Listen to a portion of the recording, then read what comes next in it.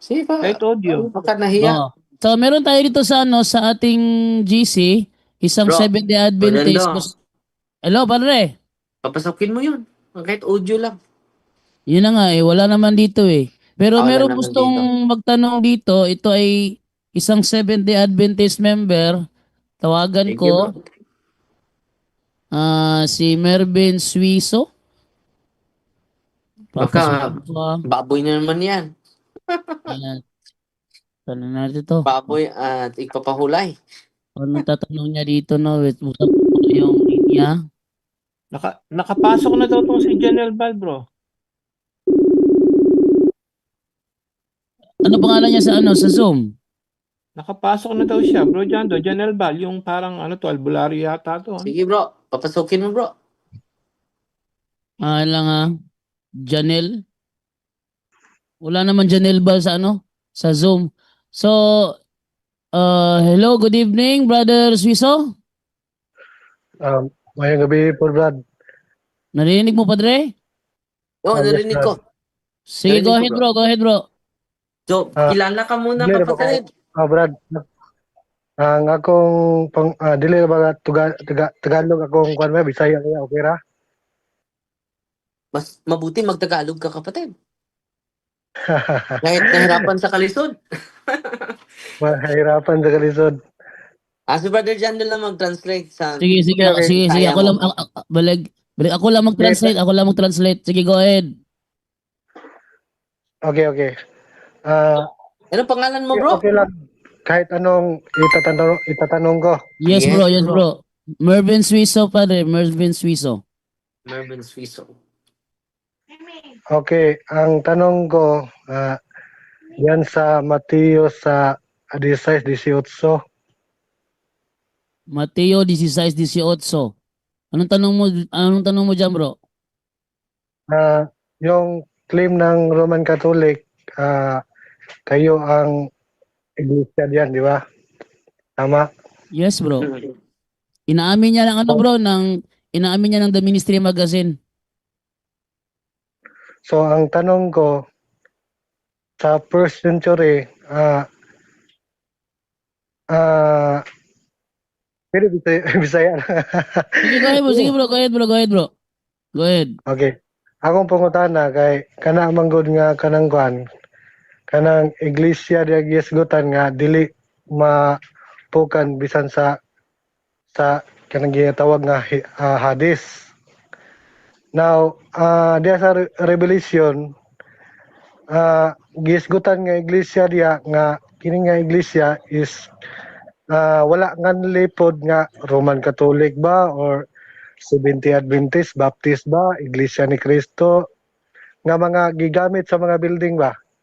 So akong pangutana diya, ang gikuha naman diya, gisgutan sa Revelation nga kini nga iglesia is nagtuman sa sugo o pagtuo kang Kristo.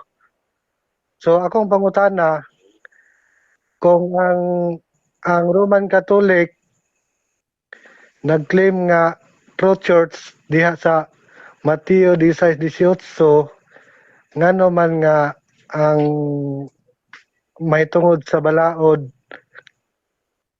murag lahi naman ang balaod sa Ginoo kaysa diya sa Roman Catholic. Nay balaod ang Roman Catholic pero kanang kung magkwanta kanang by number ta kanang by kuman sa balaod lahi na sa kuan ba sa Roman Catholic. Unsa may explanation na sa Roman Catholic?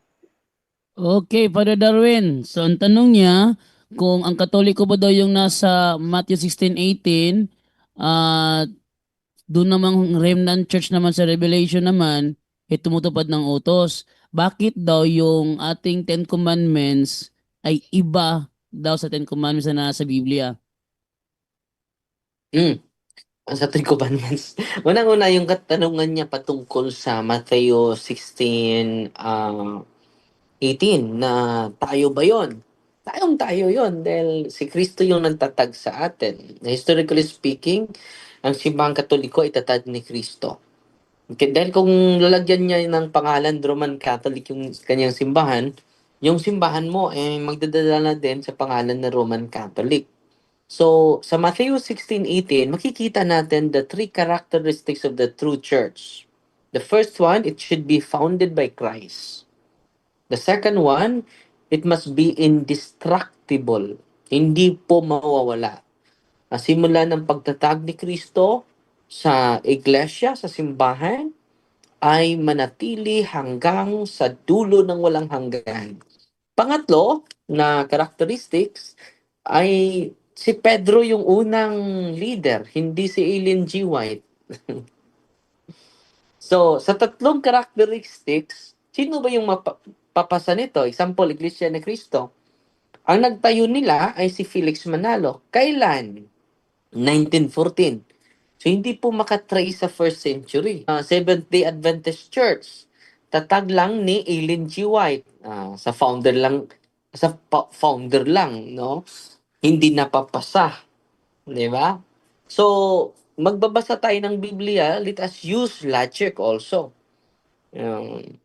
Dahil kung gusto mo litra po litra, hindi naman lahat litra po litra. No? Anong talata yun, Brother Jando? Hindi tayo magbabase sa litra po litra. Dahil yung litra po litra ay makapatay yun. Anong talata yun, Brother Jando? Ikalawang Korinto 3:6. Binigyan niya kami ng kakayahang maging lingkod ng bagong tipan. Isang kasunduang hindi ayon sa kautosang nakasulat, kundi ayon sa Espiritu, sapagkat ang kautosang nakasulat ay nagdudulot ng kamatayan, ngunit ang Espiritu ay nagbibigay buhay. Brother John, isang talata nga, Brother John rin na ang letra ay nakakapatay? Na hindi sumasagot sa Brother John Ray, mukhang nakatulog sa Brother John Ray. So, try ko lang hanapin kasi mahirap mag-type ngayon dahil yung speaker ko nakatapat sa camera para marinig niya yung boses ni Padre Darwin, kaya mahirap mag-type. So, dito, Brother Jando, patuloy lang ako na ito po. Ito lang, tatlong characteristics. Sino bang simbahan, historically speaking, na makapasa nito? Hindi personal opinion, Hindi personal na prinsipyo. Punta tayo sa historical truth and scientific data. Wala pong iba. Kahit si Google, kahit si ChatGPT, magsasabi, the founder of the Catholic Church is Jesus Christ. Example, mag-search tayo, Brother Jando. Seventh-day Adventist. Sino yung nagtayo? Seventh-day Adventist. Si Adventist ba ito? Si kapatid? Seventh-day Adventist. Example Seventh-day Adventist Church. I-search lang natin Who founded Seventh-day Adventist Church? Bro Jando, yung titik na sinasabi mo ba yung sa 2 Corinto 3:6? Ikalawang Korinto 3:6 yun. 3:6. 3:6. So, ang yan po, founder bro. niyan, Yan ang po yung, founder niyan si Ellen G. White, James White. hindi pa si Jo- Ellen G. White, bro. Si William Miller pa. Ay, hindi Dami, Seventh-day no? Adventist yun, Padre. Si William Miller? Hindi yun Seventh-day Adventist. Actually, yun? Advent movement yun. Sunday Keeper yung Advent kay movement. William Miller eh. Hindi yan Seventh-day Adventist. Pero si Ellen G. White, bro, Siya ang- talaga yung nagtatag, si Ellen G. White, si James White, Hiram Edson, Joshua Himes, Joseph Bates, saka si J.N. Andrews. Hindi kasali si Cristo, di ba? Hindi Ito po, kasali. historically speaking po ito hindi po tayo gumagawa ng kwento against sa Seventh-day Adventist. Historical data po ito, kapatid. Na dito, si Cristo, Catholic Church. Dito tayo Catholic Church, No. Sino yung founder sa Catholic Church? Founded by Jesus Christ, no? Catholic Church, founded by Jesus Christ, not by later human leader. At yung talata, bro, Matthew 16:18-19. Nandito po ito sa ChatGPT, no? So, ito po hindi po ito gawa-gawa. So, ang Matthew 16:18, ang makapasa niyan ay hindi Iglesia ni Cristo. pasensya na po. Hindi din born again, pasensya na po.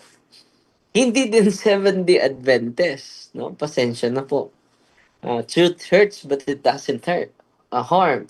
Hindi din yung saksi ni Jehovah. Kita ninyo mga kapatid, mga kapatid ko na Katoliko.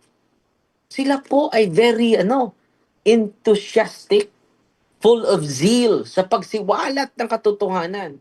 Kahit hindi sila tunay na tatag ni Kristo, di ba po? Dapat tayong Katoliko, dubling-dubli yung sa atin. The fullness of truth is in the Catholic Church. Paano yung mga kapatid natin, Father, na saksi ni Jehovah? They have also truth, but element of truths. Not the fullness of truth. Kung sila po ay element of truth lang, ay puno na sila ng enthusiasm, puno sila ng zeal, dapat tayo, mga Katoliko, doble yung natin. Doble yung ating inspiration, ang ating enthusiasm, no? Sa pagsiwalat sa katotohanan, hindi po sa pagpangaway, no? Hindi po sa padami ng ating kalaban, kundi marami ang maliwanagan sa katotohanan, Brother Jando. So sa tanong naman niya na binago yung mga batas, hindi naman binago. Hindi totoo yun. No? Haka-haka lang yun. No? Hindi totoo na binago natin yung Ten Commandments. Hindi po. Wala pong kapangyarihan ng simbahan na baguhin yung Ten Commandments. No? Ang simbahan, nag-preserve yan sa divinely revealed truth. No? Galing sa Diyos Ama, galing sa Diyos Anak, galing sa Diyos na Espiritu, Brother Jando. Okay, next question, Brother Marvin. Yung pangalawa kong tanong, focus din doon sa first century, yung tinatawag nga God-fearers diyan sa New Testament, yung sa history, kung mag-research ka doon sa Roma, kung ano mga religion, wala nakalagay nga may religion nga Roman Catholic, kundi mag-focus lang ako sa itong tinatawag nga Judaism. So yung tinatawag nga God-fearers dito sa New Testament, ito sila yung nag-converter doon sa isip nga Kristohanon. Ang kanilang ugali customary is yung customary ni Jesus. Hindi kumain ng hindi kumain ng yung binabawal doon sa Levitico. Tapos wala sila yung seremonyas nga, yung tuli, yung mga seremonyas about sa law, wala sila. Pero yung moral law, yung tungkol sa law ng mga hayop, yun sinusunod nila. Pero sa first century, ito nga naganap. So ang tanong ko, kung ang Roman Catholic totoo sa Mateo 16:18, ba't itong mga tao na ito tinatawag nga God-fearer sa New Testament, iba ang contradiction ang paniniwala o sistema ng Roman Catholic ngayon kaysa kanila? Okay, Father Darwin. So, unang-una, hindi po contradiction dahil wala po na contradict yung aral ni Kristo. Dahil sa Mark chapter 7, dahil sa pagkain, pupunta naman tayo sa pagkain nito, no? Sabi ko kanina, di ba? Mark chapter 7, basta Seventh-day Adventist, pagkain yung expert nila eh. And then after pagkain, ipapahulay na naman. No? So, Mark chapter 7, 18 to 19, Brother John, basahin natin. Sabi dito, at sinabi niya sa kanila, kayo baga naman ay wala rin pag-iisip? Hindi pa baga ninyo nalalaman na anumang nasa labas na pumapasok sa tao ay hindi nakakahawa sa kanya? sapagkat hindi pumapasok sa kanyang puso, kundi sa kanyang tiyan at lumalabas sa dakong daanan ng dumi. Sa salitang ito, inililinis niya ang lahat ng pagkain. So dito bro ha, yung pumasok sa ating bibig ay hindi makarumi sa atin. No? Sa salitang ito ay nilinis niya ang lahat ng pagkain. So pwede na tayo kakain kahit ano. No? Basta hindi lang Lason. makalason. No?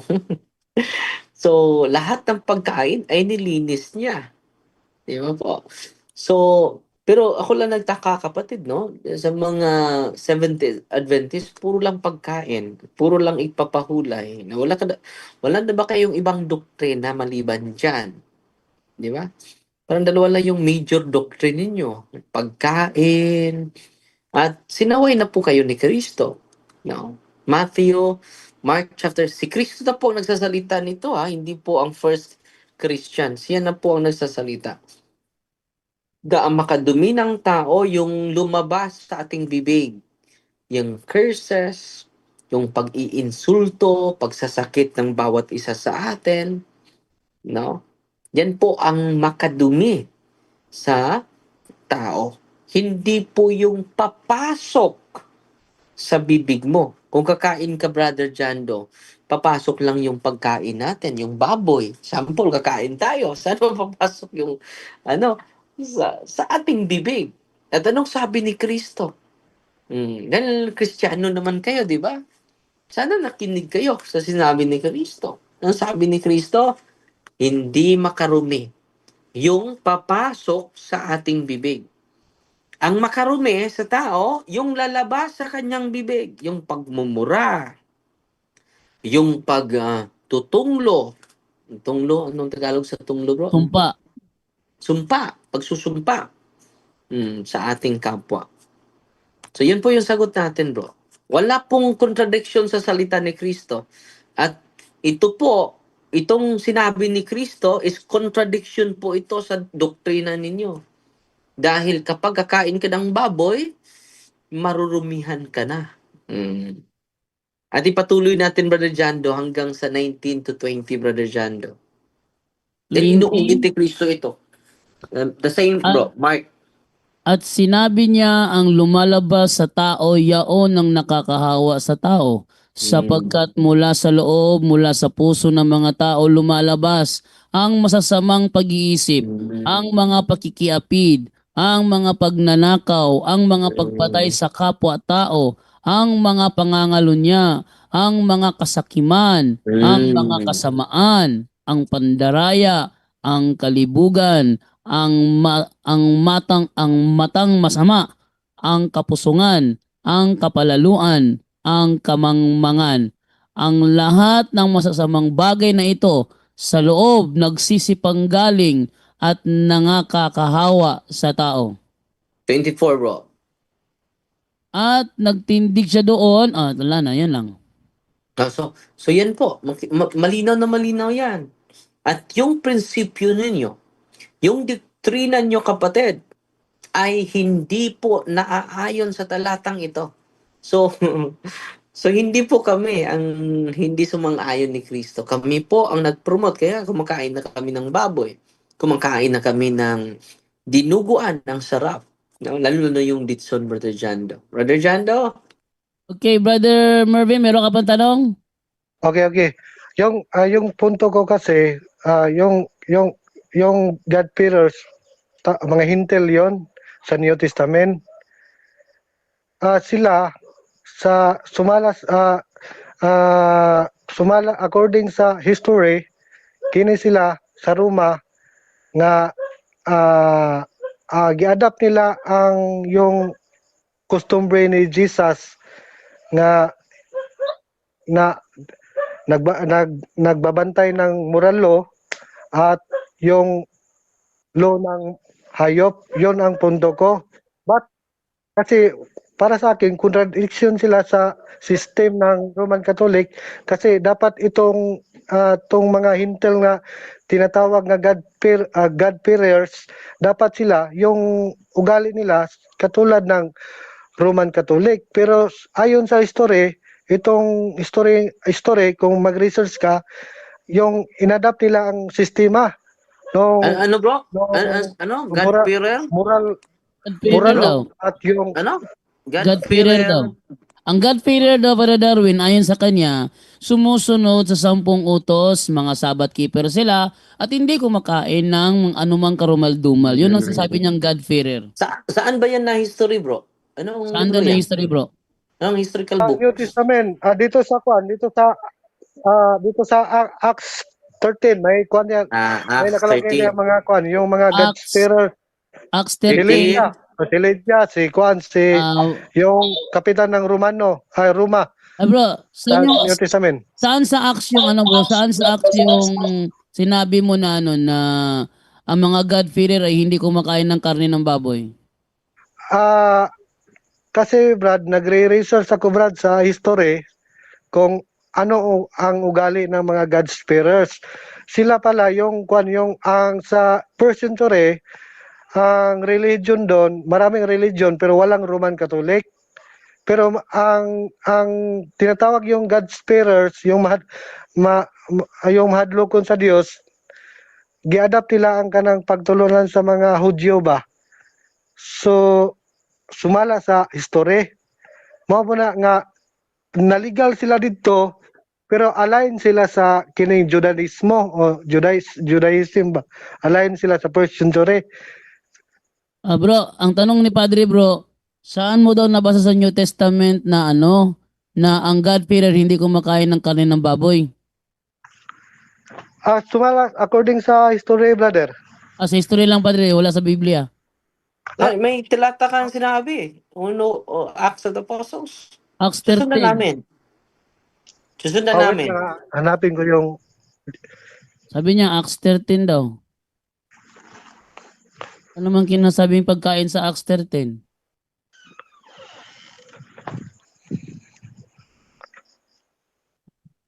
yung according Susundan yung namin yung history talata ko mo. sinasabi kasi Brad, Saan yun, bro? Yung ano, bro? Sinabi mo, bro, na ano, na, okay, hanapin ko okay, hanapin ko. kasi pagkakaalam ko kasi, yung mga God-fearer sa unang Korinto 10:25, sinabihan ni Pablo na maaari kayong kumain ng anumang karning binibenta sa palengke. At inaamin naman ng mga SDA, yung mga karne tutukoy dyan is mga karne na iniale sa Diyos-Diyusan.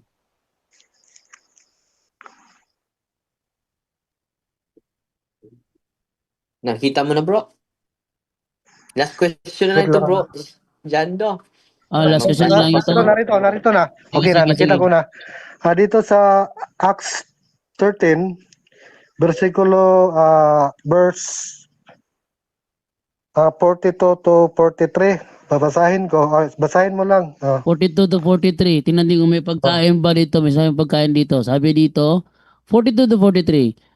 Nang sina Pablo at Bernabe ay palabas sa sinagoga, inanyayahan sila ng mga tao na magsalita muli tungkol sa mga bagay na ito sa susunod na araw ng Sabat. Pagkatapos ng pulong, sumunod kina Pablo at Bernabe ang maraming Hudyo at mga relihiyosong hintil na nahikayat sa Judaismo. Nagsalita sa kanila ang mga apostol at pinangaralan silang magpatuloy sa pamumuhay ng nararapat ayon sa kagandahang loob ng Diyos. Wala naman dito, bro. Dito bro. Yung nakabig bro, yung Judio nga nakabig ngadto sa tinuhan. Oh yes, Hindi, yes. ang sabi dito, bro, mga hintil na nahikayat sa Judaism. Nakalabas sa Brad. Judaism. Yes, Brad. Yan ang punto ko, Brad. Bro, dito bro. Mervin, basahin ko ha. Many Jews and devout converts to Judaism followed Paul and Barnabas. So sumunod sila ni Paul at ni Barnabas, di ba? Ito yung nakasulat dito. So kung totoo na sumusunod sila kay Pablo, anong sabi ni Pablo sa unang Korinto kapitulo 10 versikulo 25, Brother Jando? Basahin Unang natin. Korinto 10:25, itong sinasabi. Bilang sa mga hintil ito. Kumain kayo ng anumang nabibili sa tindahan ng karne at huwag nang magtanong pa upang hindi mabagabag ang inyong budhi. So, malinaw na malinaw ha. Ulitin ko kumain kayo ng anumang nabibili sa tindahan ng karne. Sa Korinto po ito, sa mga hintil po ito. At huwag nang magtanong upang hindi mabagabag ang inyong budhi. So, huwag ka nang magtanong. At ito yung sabi mo sa Acts the Apostle chapter 13, the devout Judaism na converted, they followed Paul. At ito, isa yun sa sinabi ni Paul. At patuloy. Ito po, Brother Jando, basahin Tuloy natin. ko ha. Roman chapter 14 verse 14. 14:14. Ang sabi ganito, dahil sa aking pagkikipag-isa sa Panginoong Hesus, natitiyak kong walang anumang likas na marumi. Ngunit kung ang sino man ay naniniwalang marumi ang anumang bagay, marumi nga yun sa kanya. So, kita ninyo? So, kung totoo na sumusunod sila ni San Pablo, susundin nila ito. And then sa Romans 14 verse 17, Brother Jando. Maganda sa ang salita ng Diyos, oh. Dahil Sige. nagipag-isa na ako sa Panginoong Hesus, alam ko na wala talagang bawal na pagkain. No, tingnan mo. Kung totoo na i-connect natin yan sa Acts of the Apostle chapter 13, yung sinabi mo, 13, ano yun, Brother Jando? 13:24. 13:24, that the devout Judaism 43. 13:43 to who are 44. converted, they followed Paul. They followed Paul. Dapat sundin nila ito. Sinusunod din nila ito. Di ba? Sa Roman chapter 14 verse 17, Brother Jando, babasahin natin. Roman chapter 14 verse 17. 14:17. Ang sabi ganito, sapagkat ang paghahari ng Diyos ay hindi tungkol sa pagkain at kagalakan na ipinagkakaloob ng Espiritu Santo. No, klarong-klaro na. So sana po malinawan yung mga kapatid natin, di ba? Sapagkat ang paghahari ng Diyos ay hindi tungkol sa pagkain o inumin. Ito ay tungkol sa matuwid na pamumuhay, kapayapaan, at kagalakan na ipinagkaloob ng Espiritu Santo. Ang linaw niyan, Brother Jando, di ba po? Meron pa And then, meron pa Oo. rin, Hebreo 13:9. Huwag kayong patangay sa mga sari-sari at kakaibang katuruan. Mas mabuti para sa atin ang mapanatag ang ating kalooban sa pamamagitan ng kagandahang loob ng Diyos kaysa sa pamamagitan ng pagsunod sa mga walang pakinabang na mga utos tungkol sa pagkain. No, kita mo kapatid, no? Malino, no? Huwag kayong, ulitin ko, Brother Jando, patangay sa mga sari-sari at kakaibang katuruan. Yan po yung ma-qualify ka dito, kapatid, no? Sumusunod ka sa mga sari-sari kakaibang katuruan.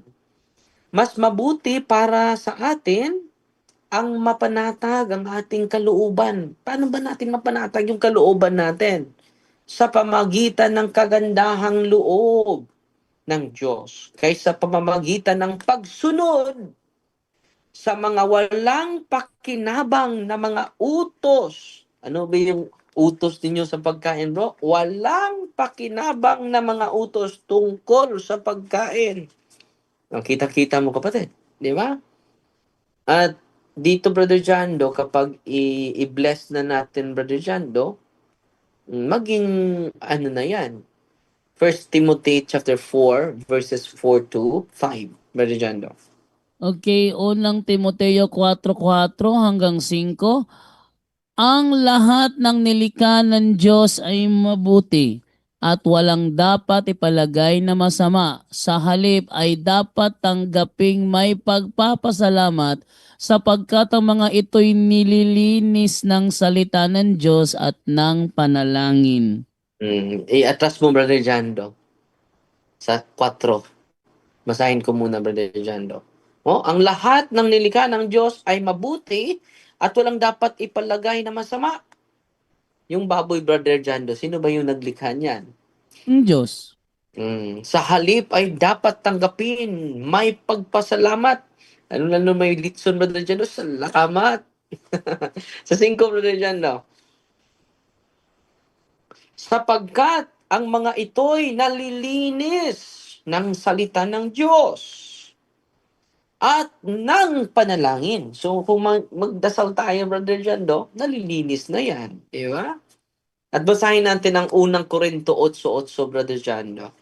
Unang Korinto 8:8 ang sabi, ang pagkain ay walang kinalaman sa katayuan natin sa harap ng Diyos. Walang mawawala sa atin kung hindi tayo kumain ng ganoong pagkain. At wala ring kabutihang maidudulot sa atin kung kumain man tayo niyan. So, nakita nyo? Walang kinalaman ang katayuan natin sa harap ng Diyos. Yung pagkain, walang, ano, wala yon, hindi kasali sa judgment yon. Sa Noibi, Brother Jando. 9. Ngunit mag-ingat kayo. Baka ang paggamit ninyo ng kalayaang kumain ng anumang pagkain ay maging sanhi ng pagkakasala ng mahihina sa kanyang paniniwala. So, yung mga laging nag-rely sa pagkain, Brother Jando, mahihina sa kanyang paniniwala. No? So, sana, mga kapatid na lalakas na yung pananampalataya natin, ha? Matapos itong diskusyon natin. Brother Jando, wala na tayong oras, Brother Jando, at pagsagawa tayo ng blessing, Brother Jando.